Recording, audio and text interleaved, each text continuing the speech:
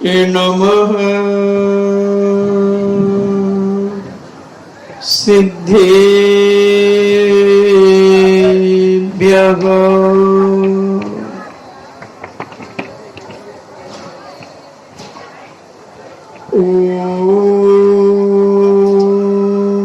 नमः सिद्धेभ्यः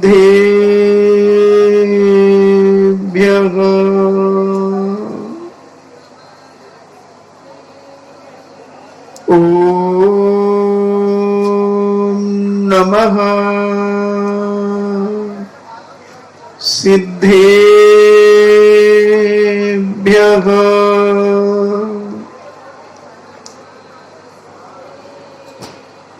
जो लोग गेट के वहां खड़े हैं या तो बाहर जाएं या तो बैठ जाएं,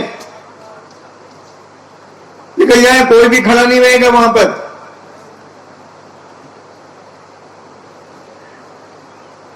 पंच परमेष्टि भगवान की और हिंसामयी वीतराग विश्व धर्म की देवादिदेव 1008 श्री आदिनाथ भगवान की देवादिदेव 1008 चिंतामणि घोर उपसर्ग विजेता श्री पार्श्वनाथ भगवान की देवादिदेव 1008 शासन नायक बाल ब्रह्मचारी भगवान महावीर स्वामी की परम पूजनीय आचार्य श्रोमणि गुरुवर श्री कुंद कुंद महामुनिराज की परम पूजनीय आचार्य श्रोमणि गुरुवर श्री विद्यासागर जी महामुनिराज की परम पूजनीय 3 कम 9 करोड़ महामुनिराजों की तपोदय अतिशय क्षेत्र की विगत दिनों से चर्चा चल रही है इन दशनाक्षण महापर्व की। अगर ये दशनाक्षण पर्व हमारे जीवन में अगर समझ में आ जाते हैं तो हमारा जीवन बहुत पवित्र हो सकता है, और ये दशनाक्षण पर्व ही हमारे जीवन को पवित्र करते हैं। इसलिए दशनाक्षण पर्व कहीं आते नहीं, जाते नहीं, सदा काल बने रहते हैं। आज अपन चर्चा करेंगे, अपन ने उत्तम क्षमा धर्म की चर्चा सुनी है, उत्तम मार्गों की चर्चा सुनी, उत्तम आर्जों की चर्चा सुनी, उत्तम सोच की चर्चा सुनी, उत्तम सत्य की चर्चा सुनी, और कल संयम के बारे में सुना कि एक गृहस्थ भी अगर अपने मन के अधीनस्थ न हो तो कितनी बड़ी उपलब्धि कर सकता है। अगर मन पर भी वह संयम रख ले तो वह बहुत कुछ प्राप्त कर सकता है। मगर मन एक ऐसा चंचल है, कहते हैं मन इतना चंचल है कि जैसे बंदर चंचल होता है, और बंदर को अगर किसी ने शराब पिला दी हो तो और चंचल हो जाता है, और उसी बंदर को अगर बिच्छू ने काट दिया हो तो और चंचल हो जाता है। इतना चंचल हो जाता है कि वह आपे से बाहर हो जाता है, उसके जीवन में कुछ समझ में नहीं आता। मगर जो संयमी होते हैं, जो धर्मात्मा होते हैं, जो अपने जीवन का कल्याण करना चाहते हैं, वो कैसे भी करके अपने मन को संयम की ओर ले जाते हैं। और जब संयम की ओर उनका जीवन बढ़ता है तब वो तप की ओर बढ़ते हैं। अपनी शक्ति को न छुपाते हुए वही तप करते हैं। आज सारे भारत में व्रत उपवास की चर्चा चल रही होगी। काश अगर ये कोरोना नहीं होता तो यहां पर कम से कम 10 उपवास करने वाले 200 लोग होते, हर साल ही होते हैं, और जिसमें 10-15 निर्जल करने वाले होते हैं। 5 उपवास करने वालों की तो कोई विशेष गिनती नहीं होती। एक उपवास एक आहार करने वालों की गिनती नहीं होती। बस पहले दिन की एक भड़बड़ होती है और दूसरे दिन से शरणार्थी मिलना मुश्किल हो जाते हैं, क्योंकि वो तप के महत्व को समझ लेते हैं और वो जानने लगते हैं कि तप के बिना हमारे जीवन का कल्याण नहीं है। तो आज हम एक मिथ्या तप और एक सम्यक तप की चर्चा सुनेंगे। तप तो दुनिया में बहुत सारे लोग करते हैं, बहुत सारे करते हैं। ऐसा दुनिया में कोई भी दर्शन नहीं है जिसमें तप करने की बात ना कही गई हो, चाहे वो सांख्य मंत्र हो, चाहे वैशेषिक हो, चाहे बौद्ध दर्शन हो, चाहे चारवाक हो। दुनिया में जितने भी दर्शन हैं, चाहे मुस्लिम दर्शन हो, चाहे ईसाई हो, सबने तपों को अपने जीवन में ग्रहण किया, मगर सबके तप करने के तरीके अलग अलग हैं। अगर इस्लाम धर्म वालों को अपन देखते हैं कि उनके रोजा लगते हैं और साल में 2 बार रोजा होते हैं। वह सहरी करते हैं सुबह 4 बजे और सहरी करने के बाद सब चीजों का त्याग कर देते हैं, सारी चीजों का त्याग कर देते हैं और शाम को जब रोजा अफ्तार होता है तब वो उसे ग्रहण करते हैं। और रोजा अफ्तार से सहरी तक यानी 7, सवा 7 से लेकर सुबह 3:30, क्योंकि 1-1 मिनट वहां घटता है यहां बढ़ता है, तो ऐसा वह उनके यहां भी ये परंपरा है। वैष्णवों के यहां भी नवरात्रा चलती है, उसमें भी वह अन्न आदि का त्याग करते हैं, फल केला दूध आदि लेते हैं। तो ऐसे सभी दर्शनकारों ने तप की बात कही, तपस्या की बात कही। तो आज अपन वह घटना सुनेंगे, बहुत प्राचीन घटना है, ज्यादा प्राचीन भी नहीं है, लगभग 1100 वर्ष पुरानी घटना है जो हमारे शास्त्रों में विख्यात है। एक राजा सिंह, उज्जैनी नगरी का राजा सिंह था और काफी दुखी था। धर्मात्मा था, प्रतिदिन जिनैन भगवान का अभिषेक पूजन करता था, स्वाध्याय करता था, जाप करता था, सौर्य पुण्य की क्रियाएं किया करता था। मगर कोई पूर्व जन्म के पाप के उदय से उसकी संतान नहीं थी और संतान के अभाव में हर व्यक्ति दुखी होता है और दुखी ना हो तो भी दुखी करने वाली बहुत सारी यूजलेस डुकरियां जो होती हैं वो दुखी कर देती हैं। तो रानी की भी सहेलियां होती हैं, उनसे भी मिलने जुलने वाले लोग आते हैं। तो रानी से भी बुजुर्ग महिलाएं पूछें, क्या रानी साहिबा कुछ है क्या, कुछ है?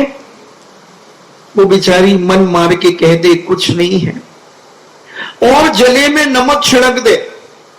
इन महिलाओं की आदत ही होती है, किसी को शांति से जीना अगर कोई जी रहा है तो इन्हें खुशी नहीं होती।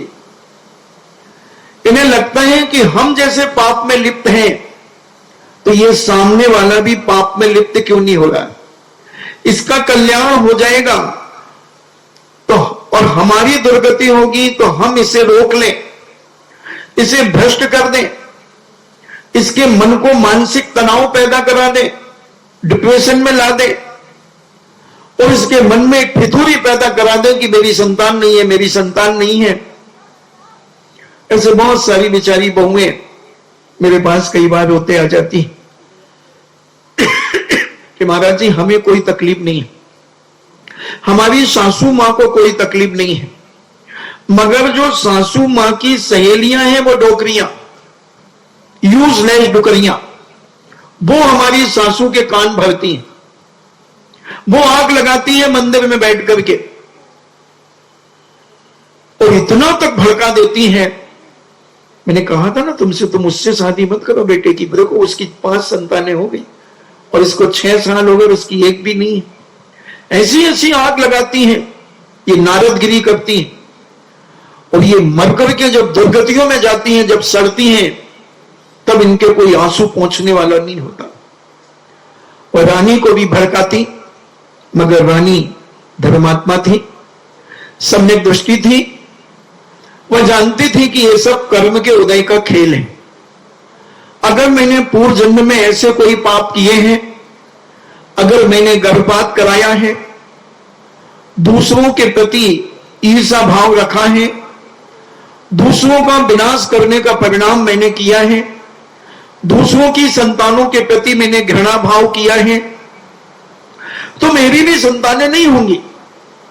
और अगर मैंने जिंदगी में प्राणी मात्र के लिए अच्छा भाव रखा है, उनके उत्थान की भावना रखी है, उनके शुभ कार्यों की भावना रखी है, तो आज नहीं, कल नहीं, परसों, 10 साल बाद नहीं, 15 साल बाद मेरी संतान होगी। और वह निश्चिंत होकर के जनैन भगवान की पूजन करती, अपने पति के द्वारा अभिषेक देखती। एक दिन राजा को अन्य राजाओं ने कहा कि राजन, इतना वैभव संपन्न तुम्हारा ये राज्य उज्जैनी का, मगर इसका मालिक कौन होगा? बिना संतान के जीवन बेकार है। मैं आज भी यही तो कहता हूं, आज जो करोड़ों की माया तुम्हारे पास और एक संतान है तुम्हारी, उसको भोगेगा कौन? एक ही तो है, कौन संभालेगा ये अरबों खरबों की संपत्ति? राजा के मन में विचार आया कि हमारे मित्रगण राजा ठीक कह रहे हैं। एक दिन वह अपना मन बहलाने के लिए राजा साहब और रानी साहिबा और उनका मंत्री उद्यानों की सैर करने के लिए जाते हैं।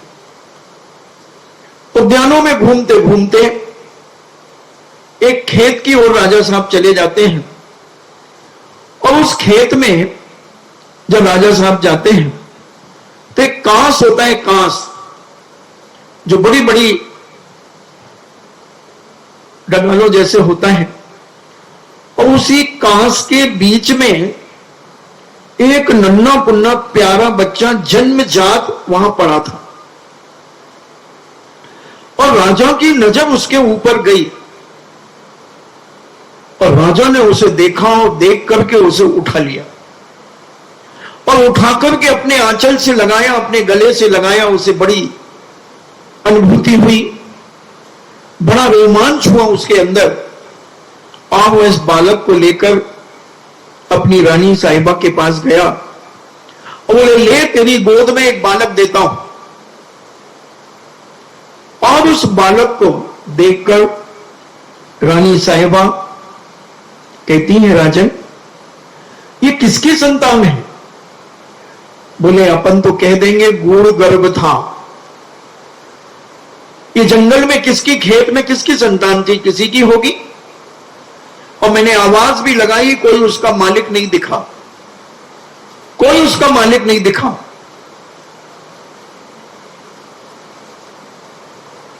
और वह राजा ने आकर अपने राजमहल में घोषणा कर दी कि रानी साहिबा को गूढ़ गर्भ था, जो स्पष्ट दिखाई नहीं दे रहा था, उनकी एक संतान हुई है।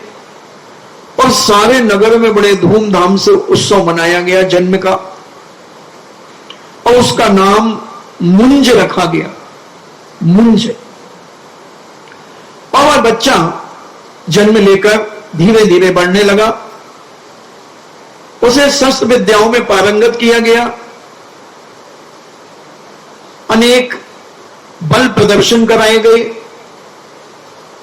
और जब वह 7-8 साल का हुआ, तब रानी साहिबा को एक पुत्र रत्न की प्राप्ति हुई, जिसका नाम सिहल रखा गया। और मुंज भी बड़ा हुआ, सिहल भी बड़ा हुआ। मुंज बहुत शक्तिशाली था, राजा सिंह दोनों बेटों को, मुंज को और सिहल को बहुत प्यार करते थे और राजा तप करने लगे। अष्टमी चतुर्दशी उपवास करके शमशान में बैठकर ध्यान करने लगे।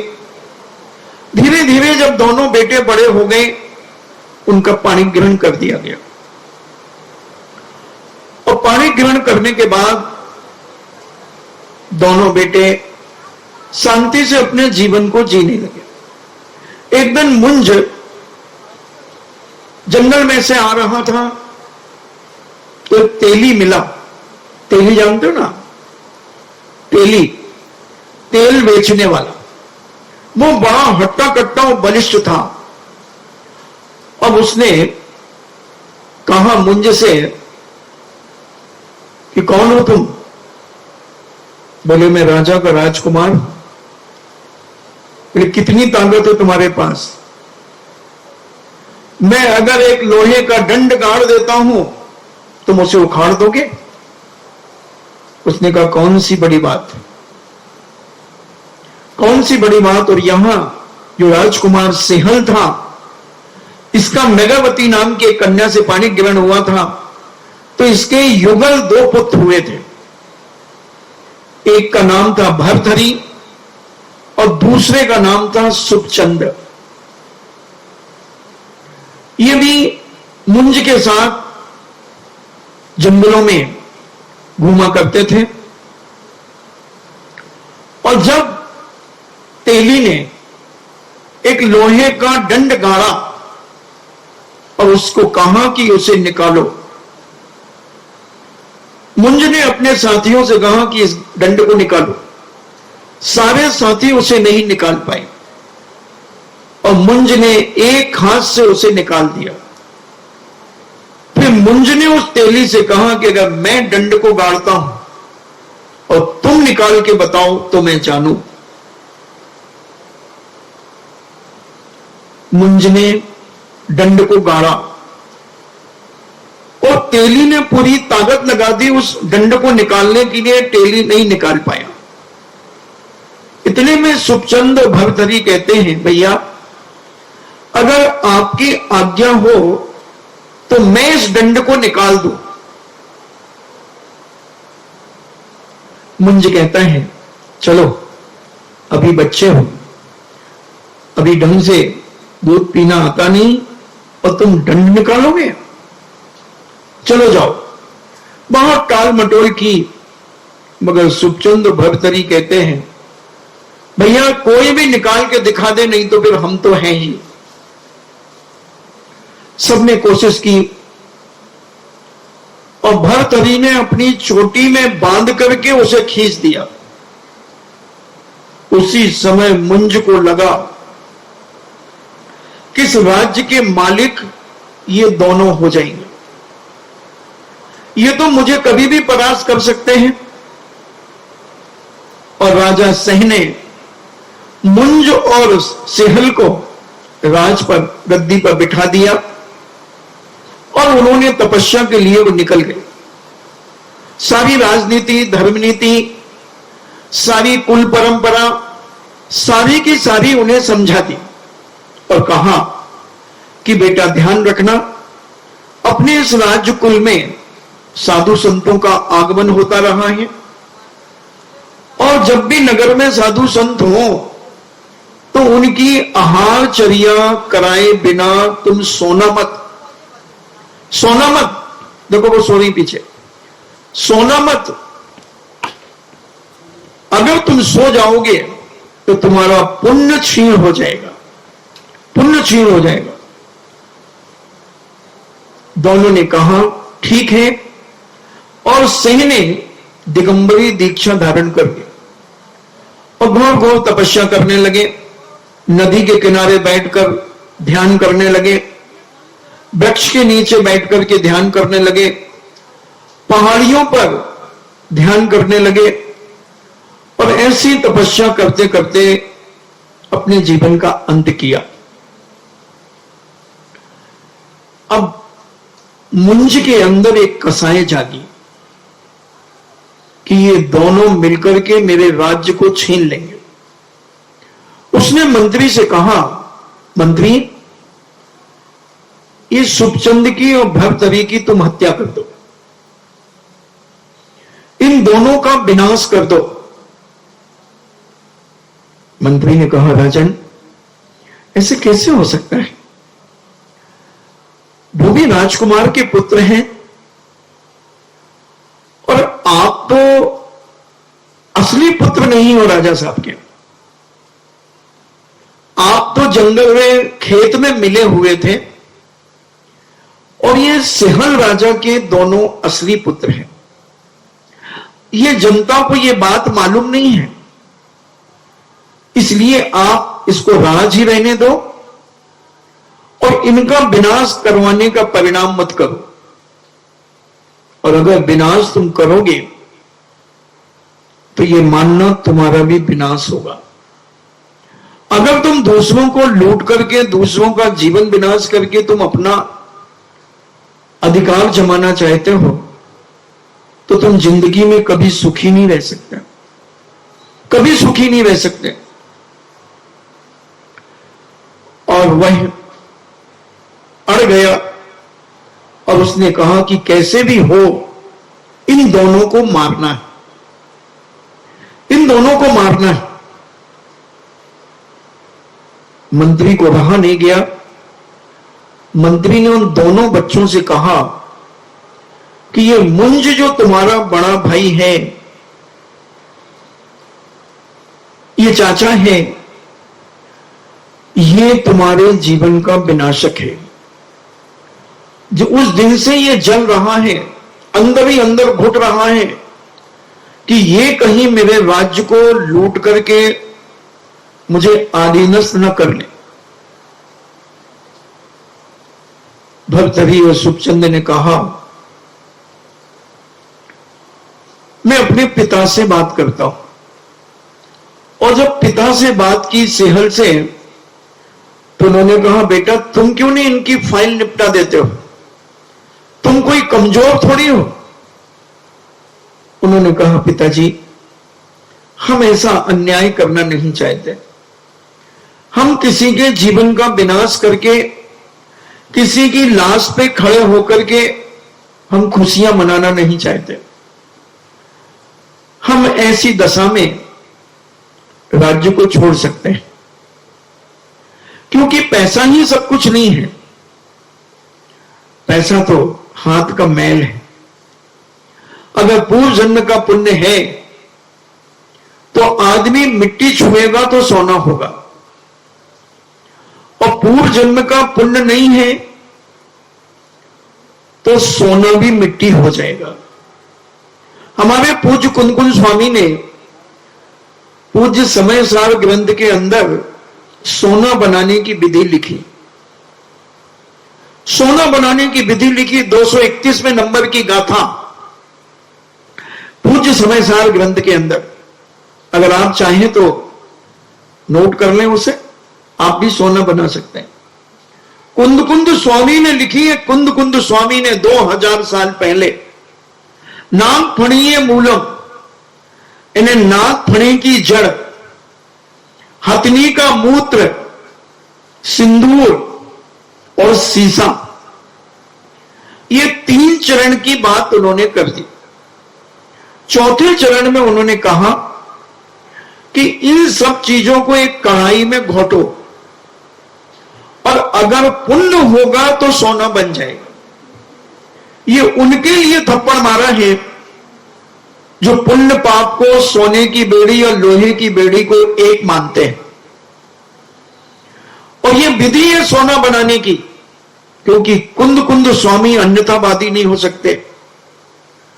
जैन दर्शन के हार्ड है उनका समय सार, और कुंद स्वामी को लोग साक्षात सर्वज्ञ मानते हैं। उनकी बात कभी मिथ्या नहीं हो सकती। इतने घोर तपस्वी थे, आध्यात्मिक थे।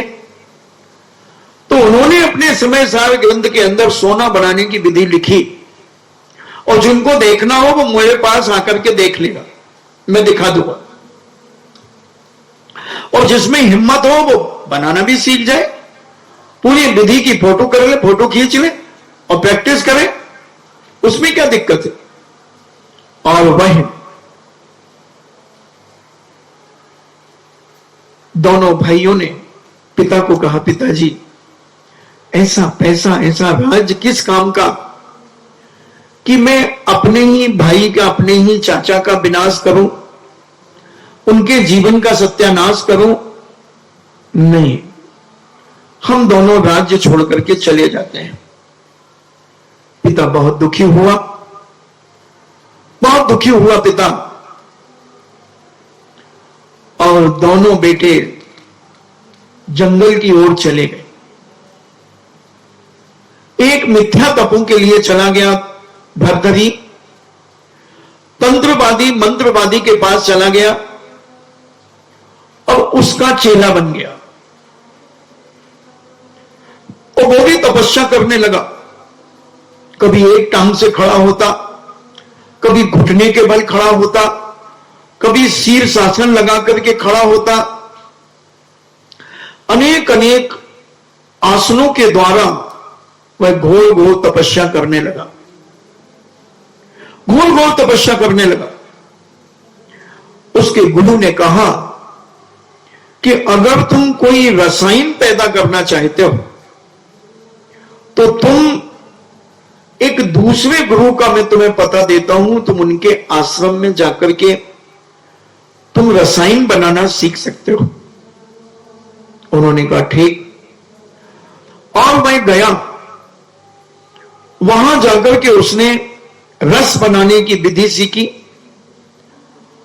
और उस विधि को लेकर वह स्वयं एक जंगल में बहुत बड़ा एक आश्रम बनाकर के वहां रहने लगा। और ध्यान में बैठ करके 12 साल में उसने सोना बनाने की रसायन को प्राप्त कर लिया। 12 साल लगे सोना बनाने के प्राप्त करने में। और एक शिष्य ने 12 साल लगे जो पानी पर चल करके विद्या को सीख गया। वो पानी पर चलने लगा, जैसे हम जमीन के ऊपर चलते हैं ऐसे वो 12 साल में उसने पानी के ऊपर चलने की विद्या सीख ली। और वह लोगों को चमत्कार दिखाने लगा। एक शिष्य, तो एक साधक ने पूछा कि तुमने 12 साल में क्या किया? बोले मैंने 12 साल में पानी के ऊपर चलना सीखा। बोले पागल, पानी के ऊपर चलना सीखना कौन सी बड़ी बात है?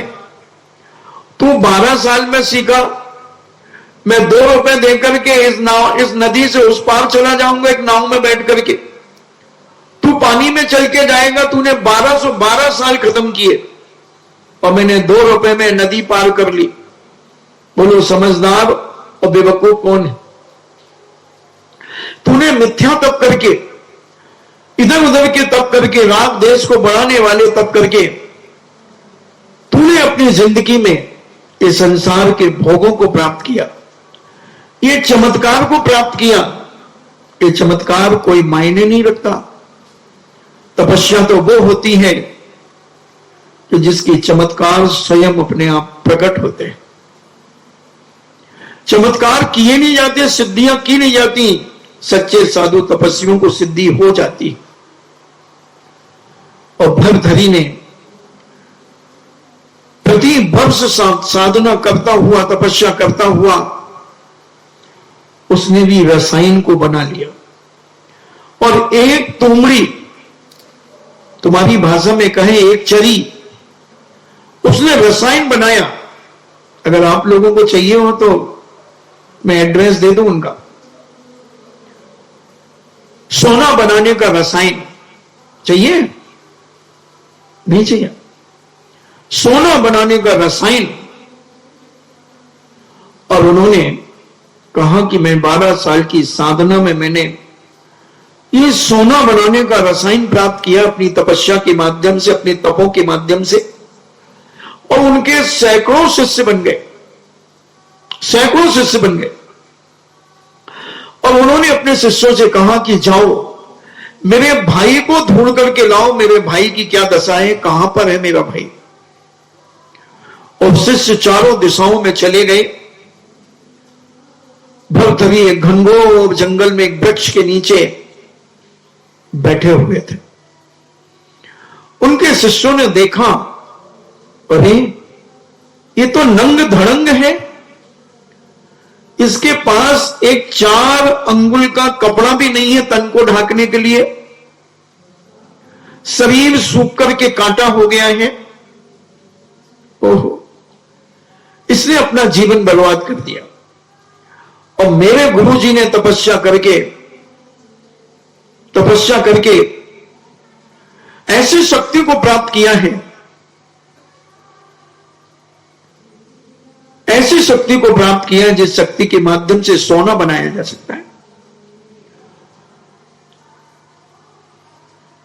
अगर आप यहीं रुके, मैं अपने गुरु से कहता हूं कि तुम्हारे भाई मिल चुके हैं। और वो शिष्य जाते हैं और अपने भक्त हरि से कहते हैं जिन्होंने मिथ्या तप करके उस रसायन को प्राप्त करने के लिए 12 साल लगा दिए, और 12 साल लगा करके उन्होंने रसायन बनाया। भाई के प्रति मोह था और एक घड़े में आधा रसायन अपने भाई के लिए भेज दिया कि जाओ मेरे भाई को कहना ये रसायन लो, इससे जितना चाहे सोना तुम बनाना चाहो बनाओ, जो भी चाहो अपने जीवन में ऐश आराम करो। और वह शिष्य सोने का रसायन लेकर के गए। भक्त हरि ध्यान में बैठे थे, तपस्या में लीन थे, तप कर रहे थे। उन शिष्यों ने उनको डिगाया, उनको हिलाया, उनका ध्यान खुला। बोले तुम भक्त हरि के भाई हो, तुम्हारा सुखचंद नाम है, और ये हमारे गुरुजी ने सोना बनाने का रसायन भेजा है, आप इसे संभाल के रखो और तांबे के ऊपर इसे डालेंगे, ये सोना बन जाएगा। सुखचंद महाराज एक सच्चे साधक थे, तपस्वी थे। उन्होंने उस घड़े को गिरा दिया और मिट्टी में और एक पत्थर के ऊपर वह सारा रसायन गिर गया। वो शिष्य सोचते हैं अरे ये तो पागल भी है, नंगे धड़ंगे, खाने पीने नहीं मिला तो ये पागल भी हो गया, विक्षिप्त हो गया, तनाव में आ गया, डिप्रेशन में आ गया है। और बहुत दुखी हुए कि मेरे गुरु की 12 साल की तपस्या को तुमने 6 साल की तपस्या बर्बाद कर दी। गुरु को मोह था अपने भाई के प्रति, लगाव था भाई के प्रति। तुमने बहुत अनर्थ किया, मैं जाके अपने गुरु से कहता हूं। और भक्त हरि से जब जाकर के उसने कहा कि गुरुजी जो रसायन आपने भेजा था वो रसायन उन्होंने जमीन में, धूल में, मिट्टी में गिरा दिया, और मुझे तो लगता है कि वो पागल हो गए, वो इतने अवसाद में आ गए हैं, तनाव में आ गए हैं कि उनकी शरीर की काया क्षीण हो गई है। और मैं 2 दिन तक वहां रहा और खाने की भी कोई व्यवस्था नहीं रही। मैंने 2 दिन की लंघने की वहां पर भूखा रहा। गुरुजी ने कहा अच्छा इतना कंगाल हो गया मेरा भाई, इतना गरीब हो गया मेरा भाई, अनर्थ हो गया, चलो मैं चलता हूं। और भक्त हरि स्वयं चलने को तैयार हो गए। और जब वहां पहुंचते हैं कुछ घंटों के बाद तो देखते हैं सुखचंद महाराज ध्यान में लीन बैठे हैं। अप्पा में रहो, अपनी आत्मा में, आत्मा के द्वारा आत्मा में लीन है। संसार की कोई वस्तु की उन्हें आवश्यकता नहीं है।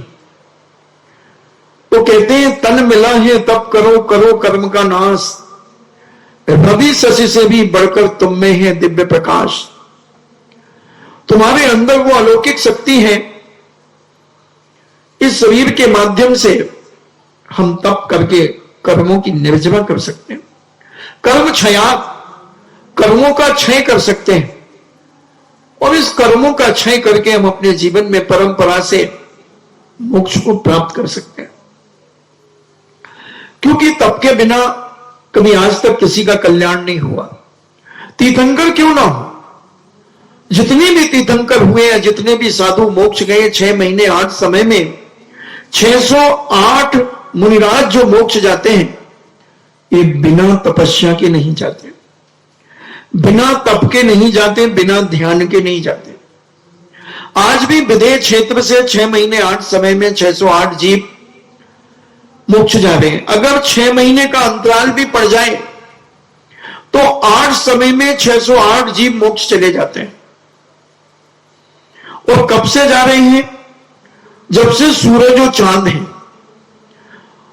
और अनंतानंत मुनि मोक्ष जा चुके और अनंतानंत जाते रहेंगे, मगर तप के बिना किसी को आज तक मोक्ष नहीं हुआ। तीर्थंकर जब दीक्षा लेते हैं तो उपवास करके ही दीक्षा लेते हैं। भगवान आदिनाथ ने जब दीक्षा ली, उन्होंने उपवास किए। भगवान बाहुबली बने, उन्होंने भी 1 वर्ष का उपवास किया। जितने भी मोक्ष गए सबने उपवास धारण किए, चाहे वो महावीर स्वामी हो, क्योंकि तप के बिना ही कर्मों की निर्जरा ही होगी। तप के बिना कभी कर्मों की निर्जरा नहीं हो सकती। अकाम निर्जरा तो हो सकती, सकाम निर्जरा नहीं होती सम्यक तप के बिना।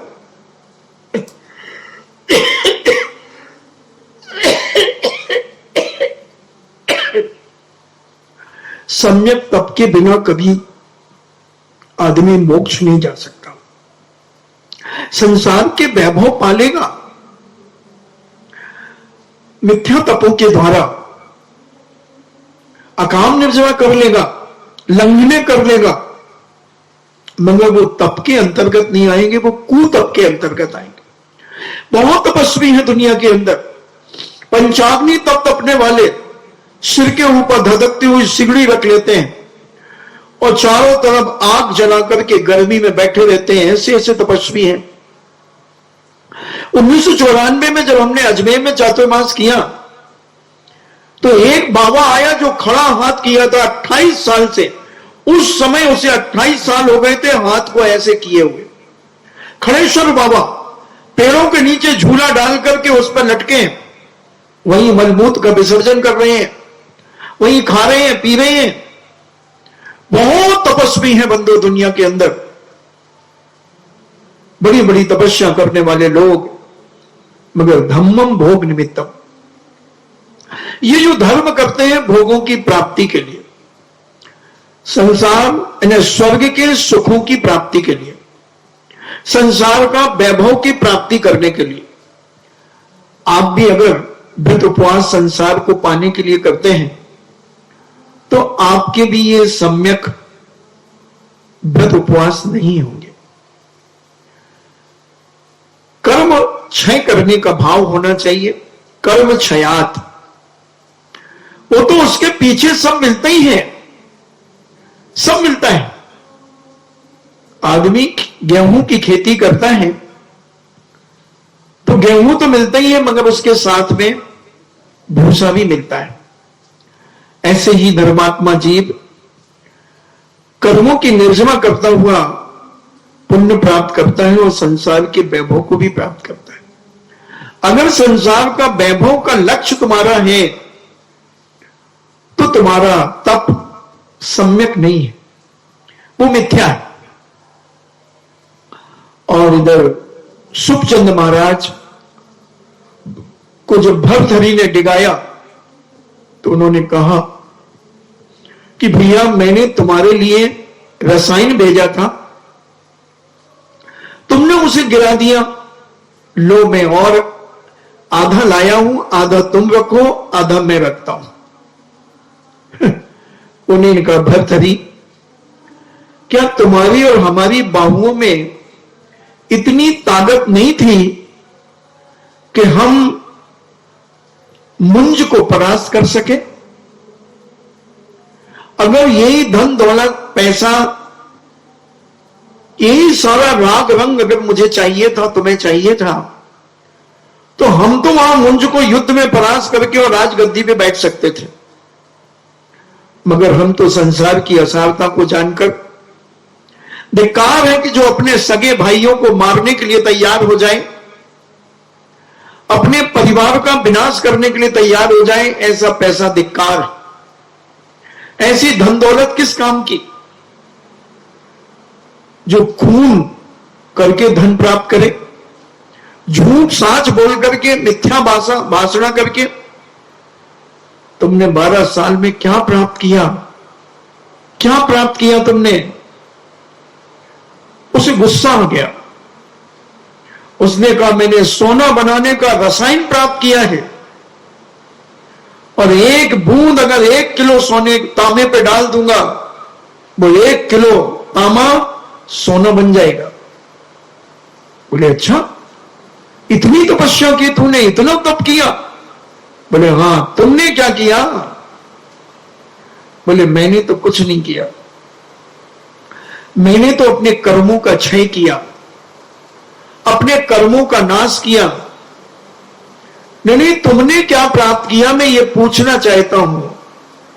जब बार बार पूज्य सुखचंद महाराज को उन्होंने छेड़ा, तब पूज्य ने कहा कि मैंने इसे प्राप्त नहीं किया, मैंने तो कर्मों की निर्जरा की है, मगर कुछ प्राप्त हो गया है। क्या प्राप्त कर लिया तुमने? उन्होंने अपने पैर की एक चुटकी मिट्टी उठाई और एक विशाल पर्वत के ऊपर फेंक दी। वो विशाल पर्वत सोने का हो गया, विशाल पर्वत सोने का हो गया। भर्तहरि देख करके थर थर कांपने लगा, थर थर कांपने लगा। उन्होंने पसीने की एक बूंद लेकर के दूसरे पहाड़ पर छिड़क दी, वह पहाड़ सोने का हो गया। उन्होंने कहा उठाओ भर्तहरि, कितना सोना चाहिए? इस पहाड़ को फोड़ फोड़ करके ले जाओ, तुम्हारे 500 शिष्य भी इसे नहीं ले जा सकते। ले जाओ तुम, सोना कितना चाहिए? तुमने 12 साल की तपस्या में ये सोना बनाने की विधि प्राप्त की, और इससे कितना सोना बनता, और मैंने कितना सोना बनाया इस तपस्या के माध्यम से नहीं, इस तपस्या के माध्यम से भूसे में मिलाई है। ये तुझे दिखाने के लिए मैंने बताया, मुझे सोने से कोई सारोकार नहीं है, इस सोने से मुझे कोई मतलब नहीं है। मैंने तो जो साधना की है, जो तपस्या की है, कर्मक्षय, कर्मों का क्षय करने के लिए, कर्मों का क्षय करने के लिए मैंने जो साधना की है, आराधना की, उपासना की है, तब करके अपने जीवन में जो कर्मों को खपाया है, तब कर्म जो कर्म खपावे। मैंने इन तपों के माध्यम से, तपस्या के माध्यम से अपने असंख्यात कर्मों को गुण श्रेणी निर्जरा की है, गुण श्रेणी निर्जरा की। और भर्तहरि तुमने संसार को बढ़ाने का उपक्रम किया है, तुमने संसार को बढ़ाने के लिए कितनी राग देश कसाएं की होंगी, कितने जीवों का विनाश किया होगा, कितने जीवों का सत्यानाश किया होगा। जो तप करना चाहिए तो उस तप का तुमने मजाक उड़ा दिया। इसलिए भर्तहरि उठाओ सोना, और चाहिए? और शरीर में मैल लगा हुआ था, पूज्य भव ने एक उंगली यूं की और दूसरी पहाड़ी पर फेंक दी, वो पहाड़ी भी सोने की हो गई। उठाओ सोना, उठाओ। अभी तपस्या से क्या नहीं मिलता, क्या नहीं मिलता, मगर मांग लोगे तो भिखारी कहलाओगे, मांग लोगे तो भिखारी कहलाओगे। और तपस्या करते रहो तो तुम्हें तो कर्म निर्जरा के साथ साथ संसार का वैभव भी मिलेगा। मगर पूज्यवर मुनिराज को उसकी कोई आवश्यकता नहीं, कोई जरूरत नहीं।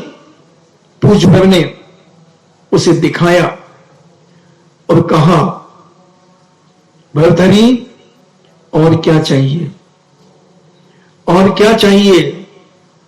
बस भैया, बस मुनिराज, मुझे भी यही भेष चाहिए, मुझे भी यही पद चाहिए, यही दिगंबरी दीक्षा धारण करना चाहता हूं। और भर्तहरि के मन में एक ऐसा भाव जागा कि मेरे 12 साल बर्बाद हो गए। मैंने संसार के वैभव के पाने के लिए तपस्या की और मेरे भाई ने सच्चे वीतरागी मुनि तपस्वी बनकर अपने कर्मों की निर्जरा की। और उन्होंने अपने शिष्यों से कहा कि शिष्यगण, जिसे मंत्रवादी बनना हो, जिसे तंत्रवादी बनना हो, जिसे रक्तांबर बनना हो, जिसे पीतांबर बनना हो, जिसे कालांबर बनना हो, जिन्हें नीलांबर बनना हो, वो अपना अपना मार्ग प्रशस्त करे, क्योंकि ये मार्ग किसी को दबाव देकर के बनाने का नहीं। मैंने तो समझ लिया कि दिगंबर के अलावा दुनिया में अब कोई धर्म नहीं है और इसी से ही कर्मों की निर्जरा होगी। तो भर्तहरि ने दिगंबरी दीक्षा धारण की। तो पूज्य सुखचंद महाराज ने अपने उन छोटे मुनिराज के लिए ज्ञानार्णव ग्रंथ उनके लिए लिखा, जिसमें ध्यान का प्रसंग है, 10 धर्मों का प्रसंग है, 5 महाव्रतों का प्रसंग है। और ऐसा वह मार्मिक ग्रंथ उन्होंने भर्तहरि के लिए लिखकर उन्हें दिया कि साधना कैसे की जाती है। स्वर ज्ञान के बारे में भी उस ग्रंथ में वर्णन है, ध्यान का भी वर्णन है, पिंडस्थ, रूपस्थ आदि ध्यान, सारे का सारा वर्णन, चंद्रस्वर, सूर्यस्वर, इन सबके बारे में उसमें वर्णन है। और अगर कोई, मैं कहता हूं, सच्चे मन से उसे कोई युवा युवती पढ़ ले तो उसे बैराग हुए बिना नहीं रह सकते, अगर सच्चे मन से पढ़ ले। मैंने तो 1984 में पढ़ा,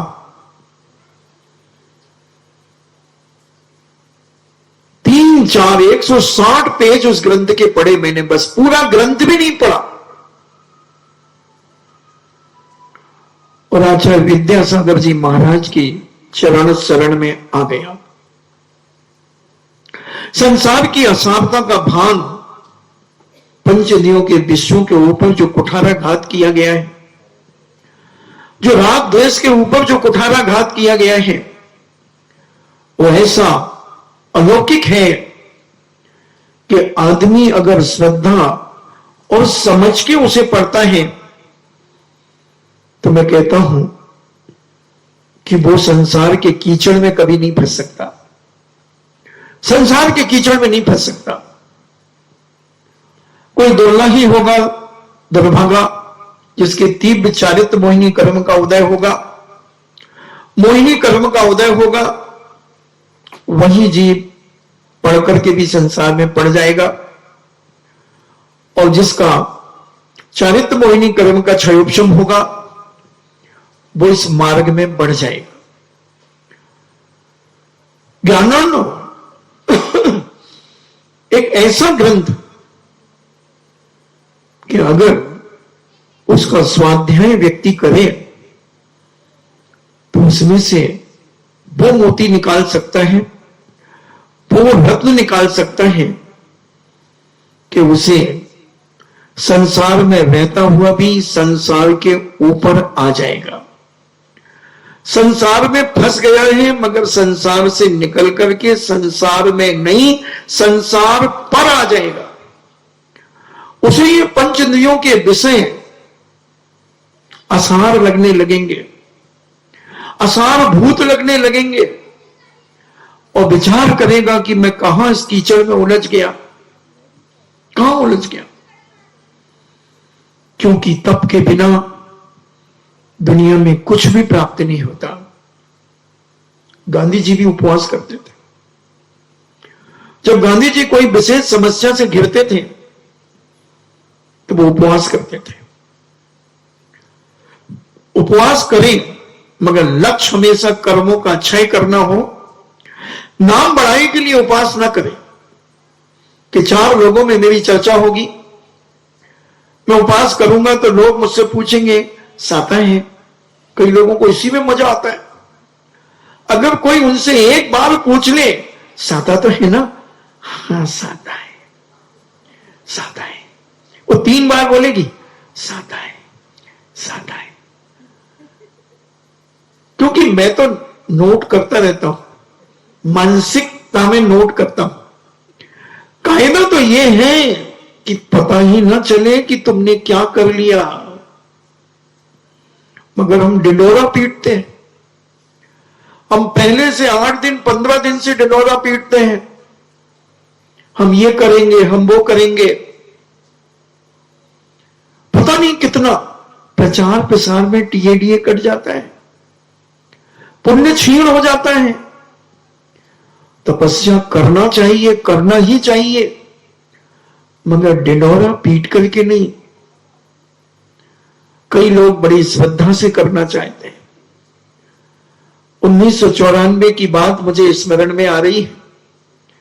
एक बालिका मेरे पास आई और उसने मुझसे कहा कि महाराज जी मैं 5 उपवास करना चाहती, या 10 गिनती में आगे पीछे हो सकता, मगर ये पक्का है कि उपवास की संख्या 5 से ज्यादा ही थी या 5 थे।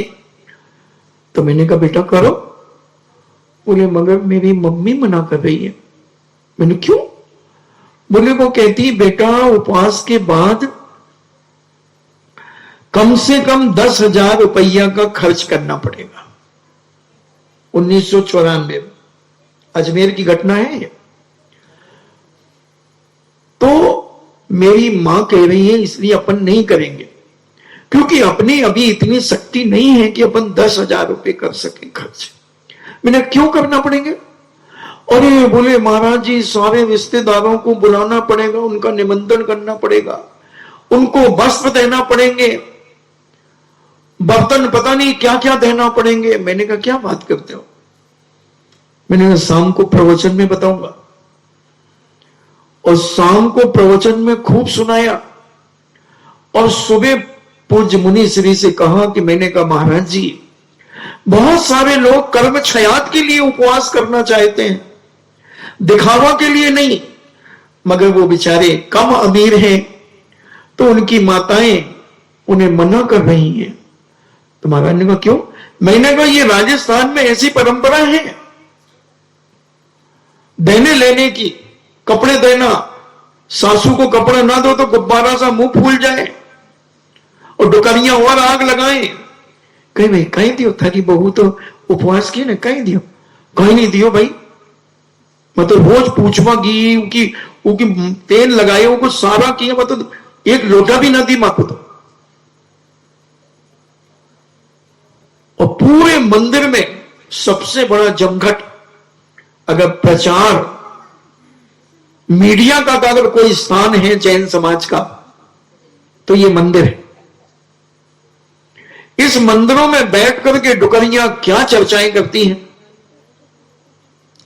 डुकरियां करती हैं, हमारी जवान बहू बेटियां नहीं करती, उनको टाइम ही नहीं इतना मोबाइल चलाने से। थप्पड़ तो सब तबब से घलेंगे, उसमें क्या है। तो उन्हें तो फुर्सत नहीं है इन सब चीजों की। वो तो मंदिर ही शाम को चली जाए तो अहो भाग्य, अहो भाग्य। और ये शाम को ज्यादा चर्चा होती है क्योंकि निठल्ली है, शाम को कोई काम धाम है नहीं। और खा पी करके सुबह में तो जल्दी जाना पड़ता, खाना बनाना, ये करना वो करना। और शाम को तो वो 6 साढ़े 6 बजे ही मंदिर में घुस जाए और बस अपनी अपनी सहेलियों के साथ गुट बना करके एक आध स्तुति पढ़ने आ गई। भाई आज जाऊं, मैं जल्दी जाऊंगा, आज को बहू को बच्चे को जुकाम हो गया, भाई आज मां को जानो है। तो बस अपने ग्रुप बना करके कहीं भाई मैंने सुनी कि वो ठोला की बहू उपवास कर रही है। हाँ भाई सुना तो है, 5 तो हो गए होंगे, अब कहीं गए कहीं बांटे वो। तो तेरे बांटने के लिए उसने उपवास किए है, भाई अन्यथा मत लेना, मेरे मुंह से ठोला निकल गया है? हाँ वही वही वही। तो ये कहां से, कौन से ग्रंथ में लिखा है? अरे खबरों, जिसने उपवास किए हैं उसका निमंत्रण करो। वो है तपस्वी, उस तपस्वी के चरण तुम्हारे घर में पड़ना चाहिए। उसने नियम संयम लेकर अपने कर्म निर्जना करने के लिए, तुमने नहीं किए कोई बात नहीं, मगर तुम उसे बुला करके कपड़े भेंट करो, उसका निमंत्रण करो और अपनी शक्ति अनुसार उसे सोना चांदी जो देना है वो दो, उससे लो मत। साधु के चौके में तुम खाओगे या साधु तुम्हारे चौके में खाएगा? बताओ, मैं पूछना चाहता हूं, बताओ। तो वो तपस्वी 10 दिन का, उस तपस्वी के घर में तुम उससे लेके जाओगे कि उसे भेंट करोगे? सिद्धांत क्या कहता है, नियम क्या कहता है? हम बहुत गिर चुके हैं। बहुत सारे बेचारे कम अमीर परिवार हैं जो इसी कारण से व्रत उपवास नहीं कर पाते और दूसरे और जलाते हैं। 50-50 हजार खर्च करेंगे, तो जो बेचारे कम अमीर हैं उनको तो बेचारों को घुटन पैदा होती, भैया अपने पास तो है ही नहीं, उन्होंने इतना किया तो अपन नहीं करेंगे तो अपनी बेइज्जती करेंगे। अरे धर्म पैसों से नहीं होता, धर्म तपस्या से होता है, धर्म साधना से होता है। ये तो पता नहीं कहां से इन खबरों ने रास्ते निकाल लिए लेने देने के। शादी ब्याहों में हो लेने देने की बात अलग है, जो व्रत उपवास कर रहा है उसे भेंट करना चाहिए। ये परंपरा बदलना चाहिए। पूज्य बाबा ने उपदेशों के माध्यम से बहुत कुछ बदली है और बहुत सारे लोग अब उस उपवास करने वाले के लिए भेंट देते हैं। कोई बर्तन देता है, कोई कपड़े देता है, कोई सोना चांदी देता है कि धन्य है, मेरी बहू ने नहीं कर पाया, मेरी सासू ने नहीं कर पाया, मेरे बेटे ने नहीं कर पाया, आपने ये व्रत उपवास किए, धन्य। चरण तक छूते हैं लोग तपस्वी के। ऐसी तपस्या, और इस तपस्या अगर सम्यक है तो आपको नियम से इसका फल मिलेगा। इन्हीं मंगल भावना के साथ जिनवाणी स्तुति। जिनवाणी के ज्ञान से सूझे लोकालोक, सो बाणी मस्तके धरो सदा देत हूं धोख। हे जिनवाणी भारती तो है जपो दिन रैन, जो तेरो शरणा गहे सो पावे सुख चैन।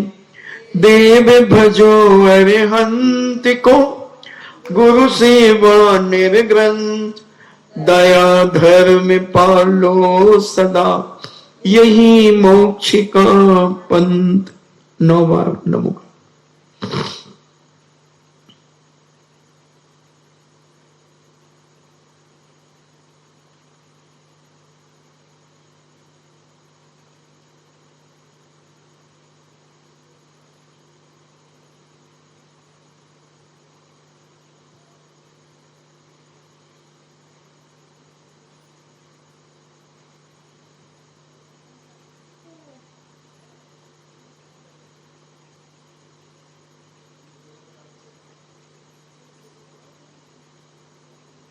परम पूजनीय द्वादशांग जिनवाणी माता की। सुत देवता, सुत देवता, सुत देवता। जैनम जेतु शासनम, जैनम जेतु शासनम, जैनम जेतु शासनम।